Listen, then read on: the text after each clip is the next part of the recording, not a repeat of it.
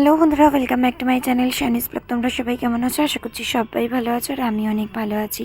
তো দেখো, বনুকে নিয়ে সাজুগুজু করে একদম রাস্তা থেকে ইন্ট্রো দিচ্ছি। অ্যাকচুয়ালি আজকে যাচ্ছি হচ্ছে আগমনী শ্যুটের জন্য। আজকে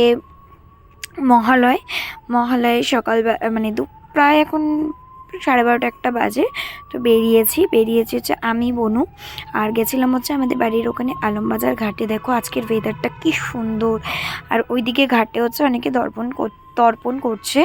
আর এই যে আমাদের ফটোগ্রাফার চলে এসছে, আর এখানে শ্যুটের কাজের জন্য ওরা আর কি সেট আপ করছিল যে কোথায় করবে, কি ব্যাকগ্রাউন্ডে করবে, এগুলোরই সেট আপ করছিল বোন আর ফটোগ্রাফার দুজনে মিলে। তো আমরা দেখো অলরেডি শ্যুট স্টার্ট হয়ে গেছে। তো আমরা এখান থেকে কিছুটা শ্যুট করে তারপরে চলে যাব অন্য একটা ঘাটে, যেহেতু মেন ঘাটে হচ্ছে আজকে তর্পণ করছিল সবাই। তো এখানে দেখো অন্য ঘাটে চলে এসেছি, শ্যুটটা স্টার্ট হয়ে গেছে। আর এখন জানো তো পুরো ভরা জোয়ার, আর ওয়েদারটা এত সুন্দর লাগছিল।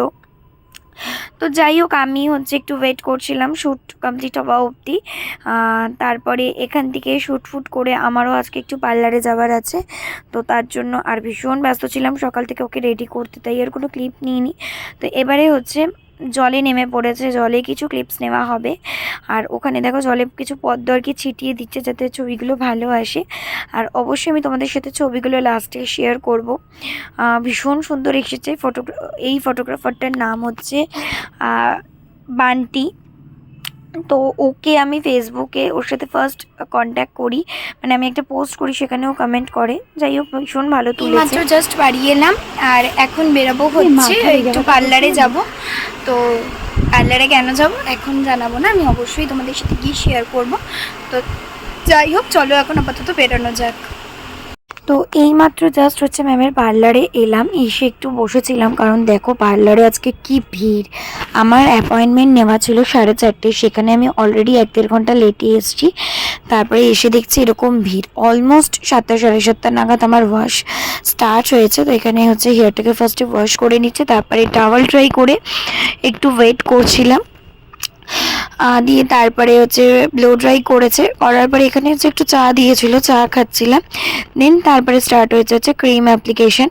আজকে জানো তো এসছিলাম আমি স্মুথনিং করাবো বলে, কারণ আমি লাস্ট 2 ইয়ার্স আগেও স্মুথনিং করিয়েছি, তোমরা তো জানো যে তোমাদের সাথে শেয়ার করেছিলাম। মাঝখানের ইয়ারটা ইচ্ছা করেই চলে কিছু করিনি, কারণ খুব ড্যামেজ হয়ে গেছিলো আমার চুলটা, ভেবেছিলাম কিছু করাবো না। তো তারপরে এই বছর ভাবলাম যে থাক, যেহেতু সামনেই বিয়ে, তো তার জন্য স্মুথনিং করাই। তো পার্লারে আসার পরে ম্যাম আমাকে দেখে বলছে যে তোর চুলে তুই একটা ট্রিটমেন্ট করিয়ে নে, তো তারপরে বোটো স্মুথ করাই। আর লাস্টের ফিনিশিংটা দেখলে তোমরা জাস্ট পাগল হয়ে যাবে। আর জানো তো আমাদের কাজ করতে করতে আজকে অনেক লেট হয়ে গেছিলো, প্রায় 1টা ক্রস করে গেছিলো, আর এখন প্রায় বাজে 11টা। তো ম্যাম আমাকে দেখো ডিনারের খাবার দিয়ে দিয়েছে। মানে সত্যি এরকম পার্লারের সার্ভিস কোথাও পাই না, যে চা থেকে শুরু করে ডিনার অবধি প্রোভাইড করছে। এবং শুধু তাই নয়, আমাকে যেহেতু এত রাত্রি হয়েছিল আমাকে বাড়ি অবধি পৌঁছে দিয়ে এসেছিলো। আর হ্যাঁ, এটা হচ্ছে আমার ম্যাম, মানে আমার গুরু। আমি এনার কাছেই মেকআপ শিখেছি।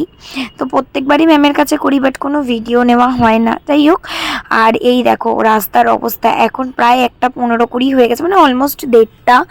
আমি এখন বাড়ির দিকে যাচ্ছি। কিরম রাস্তাটা ফাঁকা দেখো। আর এই হচ্ছে লাস্টে আমার হেয়ারের ফিনিশিং। সত্যি আমি হয়তো যদি নিজের কথা মতো স্মুথনিং করতাম তাহলে হয়তো এই ফিনিশিং পেতাম না। থ্যাংক ইউ ম্যাম আমাকে এতটা সাজেস্ট করার জন্য, অনেক অনেক থ্যাংক ইউ। আর এদিকে হচ্ছে বোনের আজকের যে ছবিগুলো তোলা হয়েছিল সেগুলো শেয়ার করলাম। তোমাদের কেমন লাগলো জানিও, ভালো লাগলে লাইক করো, কমেন্ট করো, চ্যানেলটিকে সাবস্ক্রাইব করো, চ্যানেলটির পাশে থেকো।